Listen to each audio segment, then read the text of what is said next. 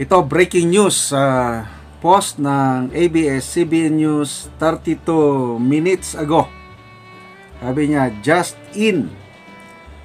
Non-government organization Citizens Crime Watch, together with Duterte allies, ex-House Speaker Representative Bebot Alvarez, and PDP Senatorial Bet Jimmy Bondoc, to file criminal raps versus House Speaker Martin Romualdez and two other congressmen over alleged 241 billion budget insertion on Monday. So, via Harleen Delgado, ABS-CBN News.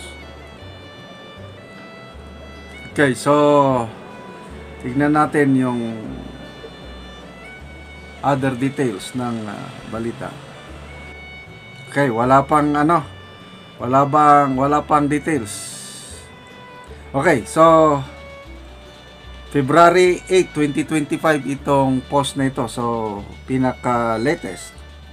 So, ang tanong is, sino yung dalawa pang kongresista na isasama sa kaso?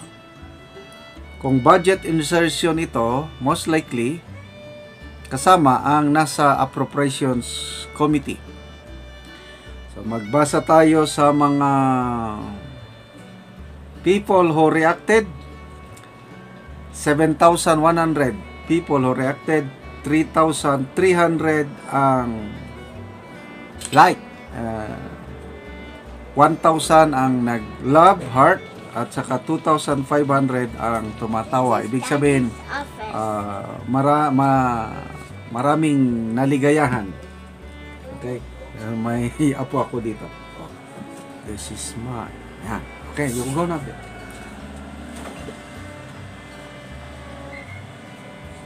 So, I believe, tungkol pa rin ito sa 2025 national budget. Iba pa yung iba pa yung i-file ni na Attorney Vic Rodriguez at Congressman Isidro Ungab sa Supreme Court, yung petition for certiorari and prohibition para ma-declare unconstitutional ang 2025 budget. Ito naman is criminal case. So, matindi ito dahil kasong kriminal na ang isasampa laban sa Speaker of the House. Okay, so magbasa tayo sa mga comments. Joshua Makayan, sana nga makulong yan. Sonny Lopez, totoo nga ang kasabihan na ang hindi ko na lang basa, hindi maganda.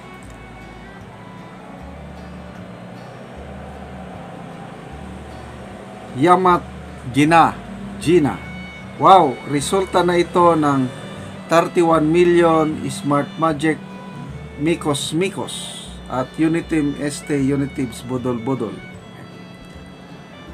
Mac Direct niya, ang pangakong pababain ang presyo ng bigas hindi nangyari. Puro away at bangayan inatupag ng mga nakaupo.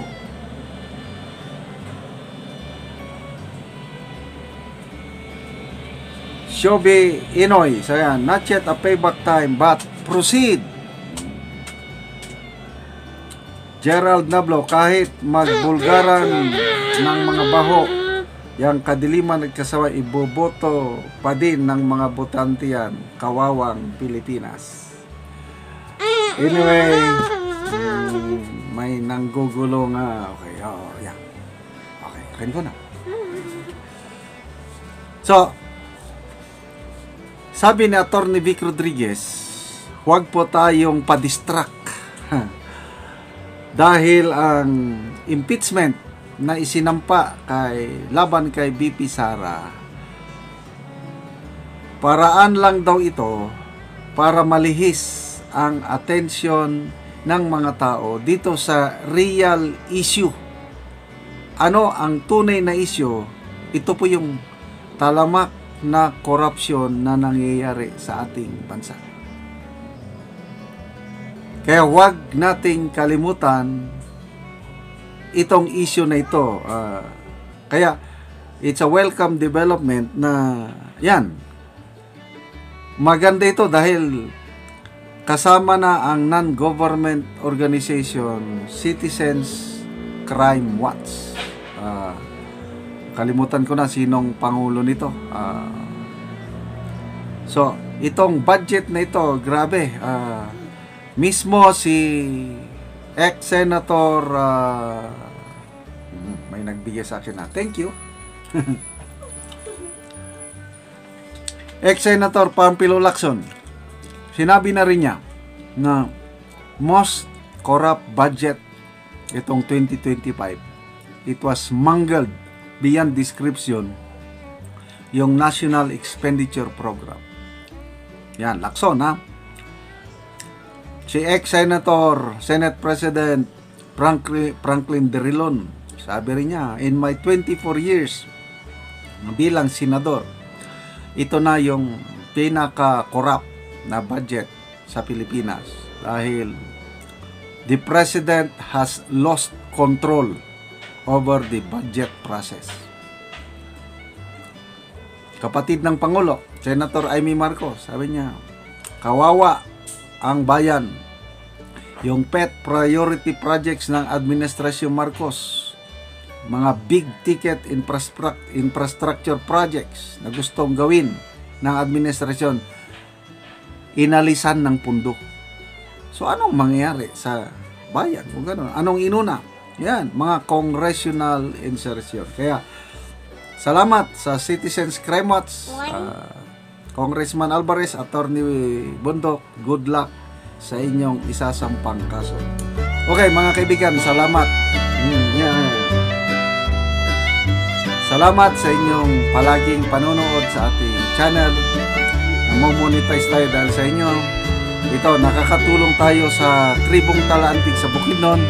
Namimigay tayo ng libreng yero at pako para sa kanilang mga bahay. At namimigay tayo ng livelihood, this time saging lakatan, libreng seedlings, abono, technology at iba pa.